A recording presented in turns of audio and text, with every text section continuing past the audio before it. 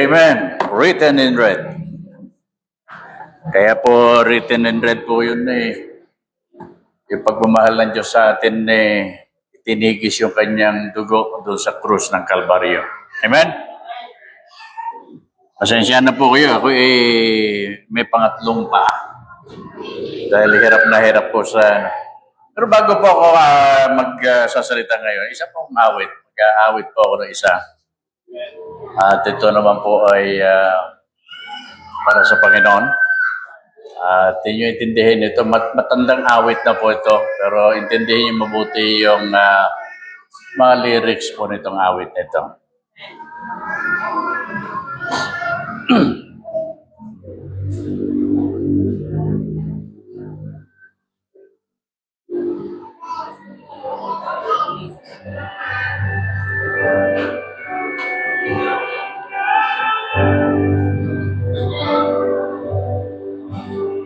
On a hill far away stood an old rugged cross, the emblem of suffering and shame. And I love that old cross, where the dearest and best for a world of lost sinners was slain. So I'll cherish the old rugged cross till my trophies at last I lay down. I will cling to the old rugged cross and exchange it someday for a crown.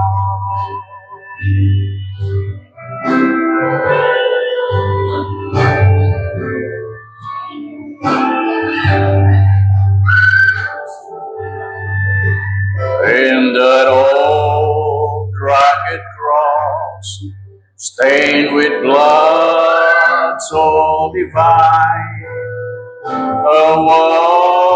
wondrous beauty I see. For 'twas on that old cross Jesus suffered and died to pardon and sanctify me. So I cherish the old rugged cross till my trophies at last I lay down. I will cling to the old rugged cross and exchange it someday for a crown. To the old rugged cross I will ever be true. Its shame and reproach gladly bear.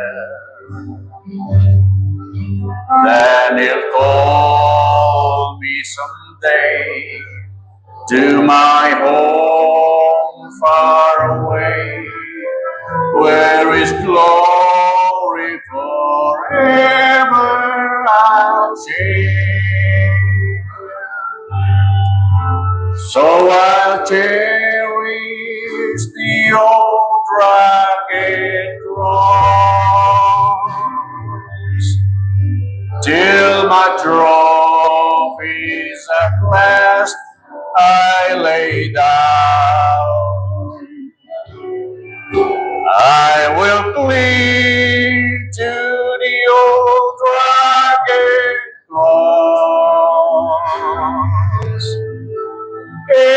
exchange it someday for a crown.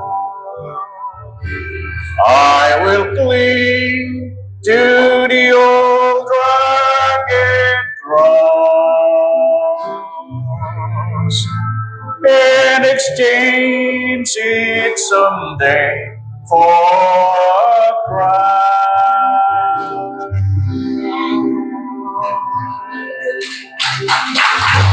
Amen. Alam niyo po, yung nangyari nga sa krus, that was more than 2,000 years ago. Yung binigay ni Kristo kanyang buhay doon sa krus ng Kalbaryo. At salamat doon sa mga naunang nag-preach. Yung una ay narinig natin yung mensahe ng pagpapatawad. Mensahe ng kasiguruhan ng langit na bayan. Mensahe ng pag-aarugas. Kaya nga sabi ka yung mga nanay natin, yun po yung isang example, yung nanay po natin, napangbuhay pa. Lahat na pwede nyong may bigay na ikasisiya nila, ibigay na ninyo. Dahil pagka sila'y patay na, kahit anong daming bulaklak ilalagay nyo dyan, wala na, hindi na ma-appreciate. Amen?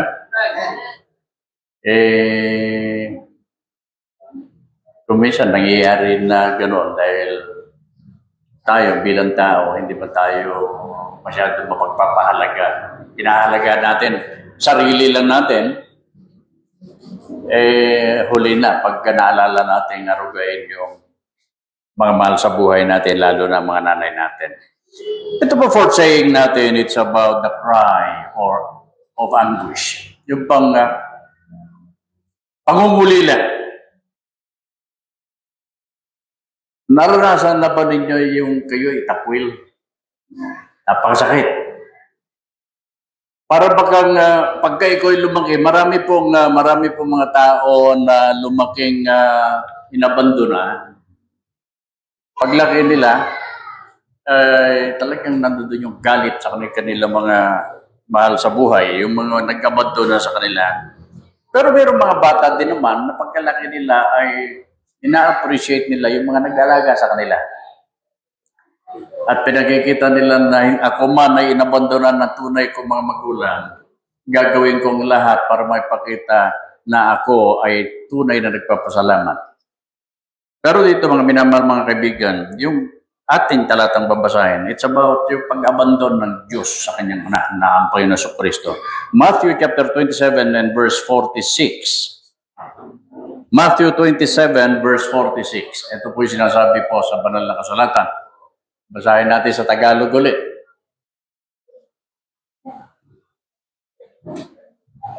At nang malapit na ang oras na ikasyang ay sumigaw si Jesus ng malakas na tinig na sinasabi, Eli, Eli, lama sabachthani. Sa makatuwid bagay, Diyos ko, bakit mo ako pinabayaan? Ang Diyos magpala sa pagbabasa po ng kanyang salita. The cause of sin and the ultimate sacrifice of the Son. Ito po yung kabayaran ng kasalanan natin. Yung sinakripisyo ni Kristo, kanyang buhay doon sa krus ng Kalbaryo. We may ask God, Lord, how much you love me? And the Lord will answer you with this. I love you that much. Ipinako ako sa krus dahil sa kasalanan ng sanlibutan ito. Mga minamahal, mga kaibigan, Romans chapter 5 verse 8 said, kaya pinakita ng Diyos yung kanyang pag-ibig sa atin na kung saan tayo ay makasalanan pa, ipinako siya sa krus. Amen? Ganon na lamang po ang pagmamahal ng Diyos sa atin. Kung kaya siya po ay sinakripisyo yung kanyang buhay doon sa krus ng Kalbaryo. Willingly, He gave Himself for us. Na tayo mga tao na hindi nararapat doon sa langit, tayo karapat-dapat sa impyerno, ay kanyang tinubos. Kaya lang ang problema sa mga tao, masyadong spoiled. Sabi, gusto ba naman basta, Panginoon, ay nandito naman ako, kahit anong kasalanan ko, Panginoon, basta papuntahin mo ko sa langit. Hindi po pwede yon. Because our decision this moment will determine our destination. Hindi ka makakarating ng First Baptist Church kung ang sasakyan mo ay papunta ka na sa San Jose del Monte. Hindi ka pwede makarating doon. Hindi ka pwede makarating ng FBC kung ang sasakyan mo pa Malolos. Dapat ang sasakyan mo, diretso papunta ng FBC. Hindi ka rin makakapunta sa langit kung ang dadaanan mo ay puro ang daming mga humps. Hindi ka naman pwede mapunta sa langit sa pamamagitan ng pag-attend mo ng simbahan. Kahit ikaw ay baptist, kung wala si Kristo sa iyo, impyerno ka pa rin pupunta. Hindi ho nakapagliligtas ang relihiyon. Hindi nakapagliligtas ang kabutihan, pagkakawang gawa. Hindi po nakapagliligtas yan. Kaya po, mga minamahal, mga kaibigan, dito po sa fourth saying ng Panginoon sa Kristo, number one, this is the mystery of the cry. Misteryoso yung kanyang pagtangis. Imagine mo yung mismong Diyos Ama, iniwan niya yung kanyang anak, tinalikuran niya yung kanyang anak. Kaya si Jesus Christ ay nagsisigaw, my God, why hast thou forsaken me? Napakahirap kaya yun? Yung galay ko, merong kaibigan dyan, binubugbog ka, saka iniwan ka ng kaibigan mo. Napakasakit yan. Pagka ikaw'y gumaling, baka ayaw mo na makita yung mga kaibigan mo yun. But God turned His back from Jesus Christ. Kaya po yung kanyang pagtangis, mga minamahal, mga kaibigan. Nakita niyo yung video kanina? Wala pa sa kaligkigan yun ng ginawa ni Jesus Christ doon sa krus ng Kalbaryo. And the Bible said, there is no beauty in Him that we should desire it. Ganun katindi naranasan ng Panginoon Kristo doon sa krus ng Kalbaryo. Yung mystery of the cry, it was a unique moment. For the first time, Jesus does not address God as Father, but as my God, indicating a shift in intimacy due to bearing sin. Napansin niyo yung una, Ama, patawarin mo sila sapagkat hindi nila nalaman ng kanilang ginagawa. Ngayon din kakasamahan kita sa paraiso. Babae, narito ang iyong anak, anak, narito ang iyong ina. Pagdating po sa fourth saying, Diyos ko, bakit mo ako pinabayaan? It is a unique moment because for the first time, Jesus does not address God as Father, but as my God, indicating a shift in intimacy due to bearing sin. A mystery of the cry because a literal abandonment. Ang inabandon na siya, tinalikuran siya. Why? Sapagkat ayaw makita ng Diyos yung kasalanan ng kasampasad ng Panginoon sa Kristo. Napakahirap, mga minamahal, mga kaibigan. While Jesus could never be truly separated from God in His human nature, He felt the full weight of this connection from the Father, experiencing the spiritual death humanity deserved. Nakita niyo yung dalawang magnanakaw? Yung isa sabi niya, kung ikaw nga Diyos, iligtas mo sarili mo, pati na kami. Pero na-realize nung pangalawa, na deserve nila ang mamatay, deserve nila mapursahan, deserve nila mapunta sa impyerno. And yet, He said, Jesus, just remember me. Huwag mo ako isama sa langit, pero akalahanin mo lang ako. Then, when God saw that sincere apologies from this criminal, yung nakita ng Diyos yung puso niya, yung tunay na pagsisisi, tunay na pagtanggap, pagkakilala sa Panginoon sa Kristo, Jesus said, today shalt thou be with me in paradise. Mga minamahal, mga kaibigan, imagine mo yung inabandona ka ng magulang mo dahil sa kasalanan ng iba. Masakit, di po ba? Mas mabuti po yung pinalayas ka dahil sa kagagawang mali. Naalala ko one time, mga minamahal, mga kaibigan, 1983, ako po'y pinalaya sa bahay. Literal na pinalayas ako ng nanay ko sa aming bahay. Sapagkat hindi lamang po na ako'y barumbado, kumunti ko na mapatay yung aking pinsan na bakla. Meron akong pinsan bakla, sasayaw-sayaw sa aking harapan. Eh, noong panahon po na yun, ako'y galit na galit sa bakla eh. Kapatid ko nga namin, sinasako namin, binibitin namin sa sanga ng bangka, ginagawa namin punching bag. Sasayaw-sayaw yung aking pinsan, meron kami baril noong panahon na yon. Binaril ko yung aking pinsan, buti ka mo hindi tinamaan, nang tinamaan, tangke, buti wala laman, dahil kung meron laman, sunog ang bahay. Sabi ng nanay ko sa akin, lumayas ka rito, wala ka silbi, ikaw na yung may diferensya, ikaw pa yung ganyan na ugali. Pinalayas ako sa amin. Siyam kami magkakapatid, ako po yung pangwalo. Pinalayas ako. Sa kabutihan naman ng aking mga nakatatanda sa akin, nila ako sa Bataan. Pagdating sa Bataan, January 15, 1983, habang ako'y lasing at lango sa droga, meron akong ate na nag-share sa akin ng gospel at sabi sa akin ng ate, John, pag kayo'y namatay, tiyak mo ba pupunta ka sa langit? Hindi ko pumasagot. Pero sabi sa akin ng ate ko, nakakalungkot naman sapagkat kami pupunta sa langit, ikaw pupunta sa impyerno. Nang marinig ko yung salitang impyerno, mga minamahal mga kaibigan, sineryoso ko yun at hindi po makatulog ng gabi na yun ng January 15, 1983, Sabado po ng gabi. At sabi ko sa Panginoon, Panginoon, ayaw ko mapunta sa impyerno. Alam ko makasalanan ako, Panginoon, patawarin mo ako sa aking kasalanan. Tinatanggap kita na aking tagapagligtas. Kinabukasan, hindi pa naman nawala bisyo ko eh. Sigarilyo dito, inom dito, marijuana dyan. Yun pa rin. Until such time, merong yung pastor, challenge ako. Sabi sa akin, John, hindi kita i-encourage na tanggalin mo yung bisyo mo dahil wala naman akong kakayanang magtanggal ng bisyo mo. Ano kaya kung mag-pray ka? Sabi mo sa Panginoon, tanggalin niya yung bisyo mo. Lahat ng panlasa mo sa bisyo mo, tanggalin ng Diyos. And I prayed. After a week, sa pagpipray ko, mga minamahal mga kaibigan, bumili ako ng isang stick na sigarilyo. Ako po, chain smoker, no? Ako'y kabataan pa. Nagsimula ako manigarilyo at the age of 13.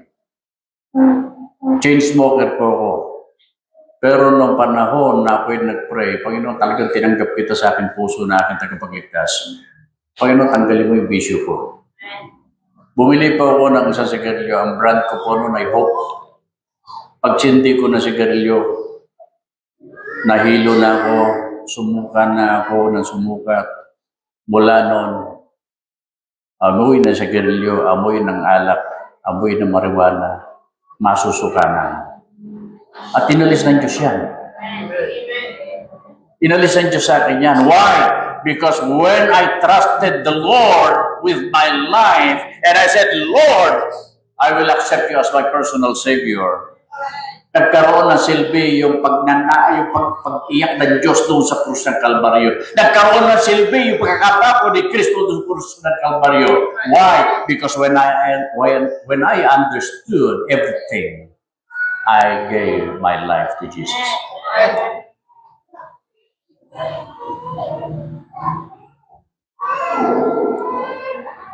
The fulfillment of the prophecy. Alam niyo ba yung my God, why has thou forsaken me? Sa Psalms chapter 22 verse 1, mababasa niya rin natin yan. Yung po ay, ano pa lang doon? Hula. Prophecy.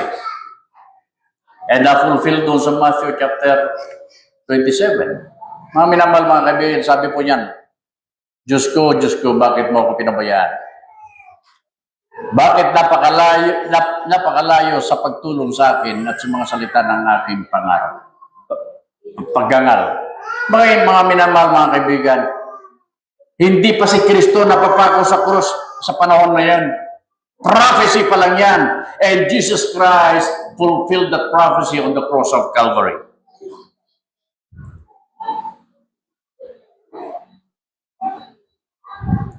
Siya po yung sinless na tagapagligtas natin. And yet, He bore our sins.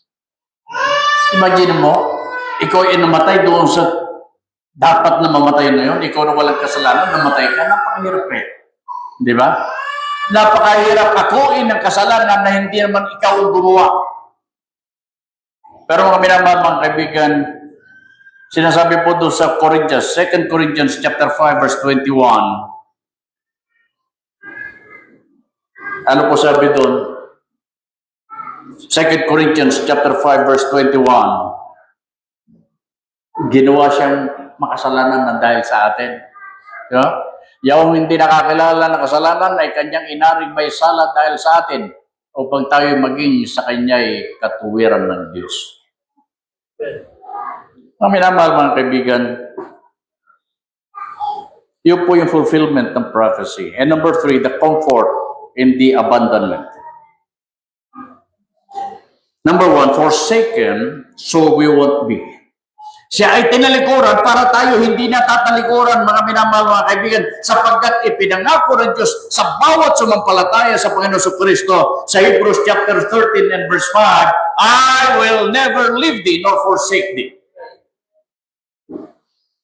Kaya ang problema, meron mga Kristiyano kung makaasta, parang pinabayaan talaga ng Panginoon.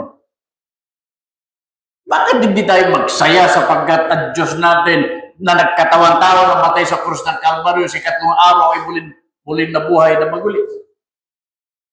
Yung iba, nagiinuman na ngayon dahil patay na daw si Kristo. Yung iba na nagpe-penitensya, wala nang ginawa yun, kundi pagkatapos ng penitensya, iinom niya para mamanhid yung kanilang katawan at hindi maramdaman yung sugat na kanilang dinaramdam. Nalala ko one time yung isang pinsan ni Palos. Siguro kilala niyo si Bernard Boning, artista, Palos. Namit namin ito doon po sa Mandaluyong. Nag-visitation kami sa Mandaluyong. Nandoon po siya sumali sa Bible study. Sabi niya, ay kaya nga ako ay nagpapapako sa krus para mabawasan yung kasalanan ko. At tanong, anong gusto mo? Mabawasan ang kasalanan mo o mapatawad ka sa lahat ng kasalanan mo? Pinakita sa akin yung palad, pero mga stainless na nakalagay. Ang sabi ko sa kanya, mali kasi yung ginagawa niyong pagpapapako. Nung pinako si Kristo dito, para ko ibauman yung krus. Hindi basta-basta matatanggal yun. Mga minamahal mga kaibigan, when Jesus said, I love you, He spread His arms and He was nailed on the cross. At yung pako na pinako kay Kristo, hindi makinis na pako yun. 4 na kanto po yun. Pag yun ipinako sa iyo, magaspang na pako. Kinakalawang na pako.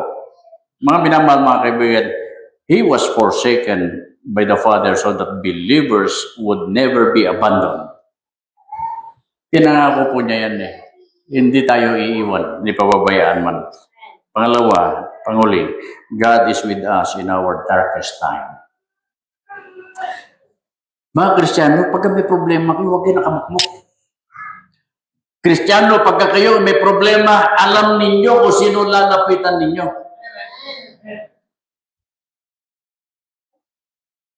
Pagka kayo nagsabi sa inyong mga kausap, sino magkausap ninyo, at sinasabi nyo, God will provide, huwag kayong nagmumukhang kawawa.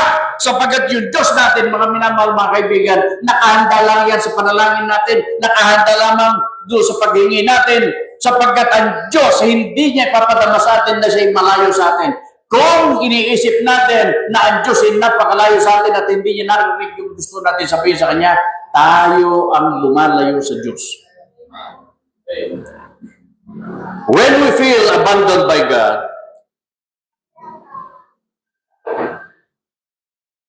tayo ang tumatalikod sa Diyos.